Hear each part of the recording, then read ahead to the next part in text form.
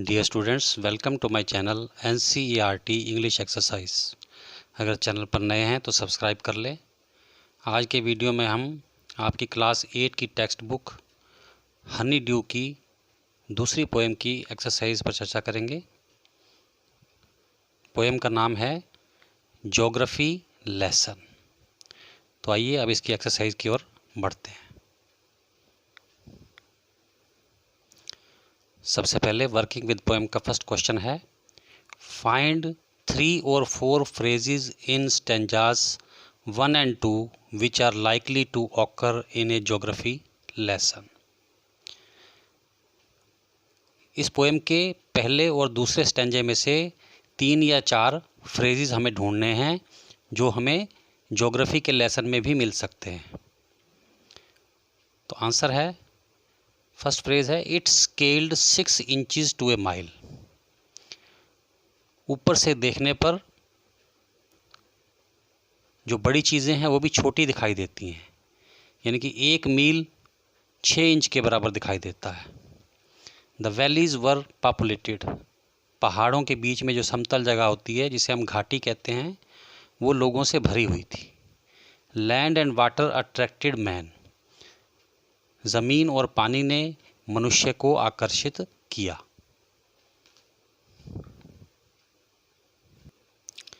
Second question है, seen from the window of an aeroplane the city appears. Aeroplane की खिड़की से देखने पर सिटी यानी शहर कैसा लगता है। इसमें 3 ऑप्शन दिए गए हैं, हमें सही ऑप्शन बतानी है। फर्स्ट ऑप्शन है, as haphazard as on ground. जैसे ज़मीन पर अव्यवस्थित दिखाई देता है वैसे ही ऊपर से भी अव्यवस्थित दिखाई देता है।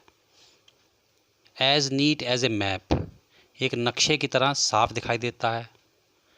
As developed as necessary. जितना ज़रूरी है उतना विकसित दिखाई देता है। तो इसमें थर्ड ऑप्शन सही है, एज डिवेलप्ड एज नेसेसरी, यानी कि जितना ज़रूरी था उतना लोगों ने विकास किया सिटी का।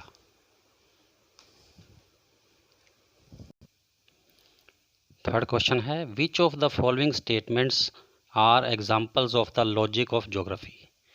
नीचे लिखे स्टेटमेंट्स में से कौन से स्टेटमेंट लॉजिक ऑफ ज्योग्राफी के उदाहरण हैं, यानी ज्योग्राफी के तर्क के हिसाब से सही है, वो हमें बताना है। और इसकी 5 ऑप्शन हैं। फर्स्ट है, there are cities where there are rivers. जहाँ नदियाँ होती हैं वहाँ शहर बसे होते हैं। Second, cities appear as they are not from 6 miles above the ground. शहर ऐसे लगते हैं जैसे वह 6 मील नहीं है, ज़मीन से 6 मील नहीं है, यानी कि ऊपर से देखने पर ऐसा लगता है कि जैसे ज़मीन 6 मील नीचे नहीं है। अगला, it is easy to understand why valleys are populated. यह समझना आसान है कि जो घाटियाँ होती हैं वहाँ पर ज़्यादा लोग क्यों बसते हैं। Fourth, it is difficult to understand why humans hate and kill one another.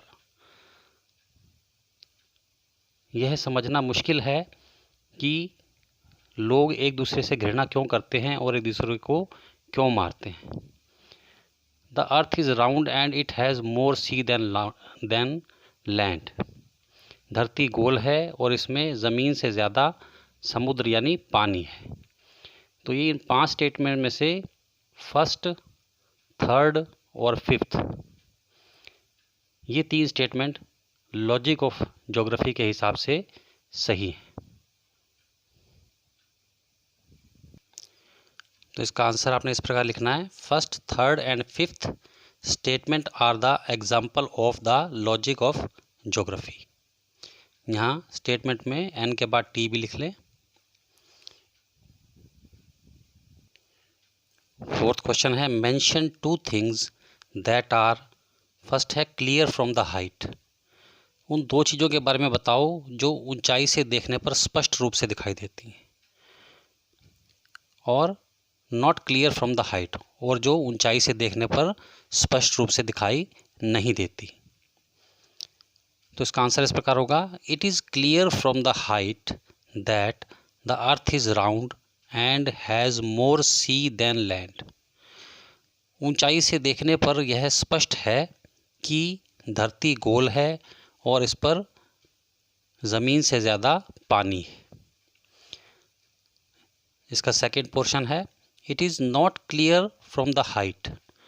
ऊंचाई से देखने पर यह स्पष्ट नहीं होता why people hate each other, कि लोग एक दूसरे से घृणा क्यों करते हैं, and build wall across the cities, और शहरों के चारों ओर दीवारें क्यों खड़ी कर देते हैं। डियर स्टूडेंट्स, इसी के साथ आज का वीडियो समाप्त होता है। अगर आपको इसमें कुछ अच्छा लगा है तो इसे लाइक और शेयर अवश्य करें। Thanks for watching, God bless you.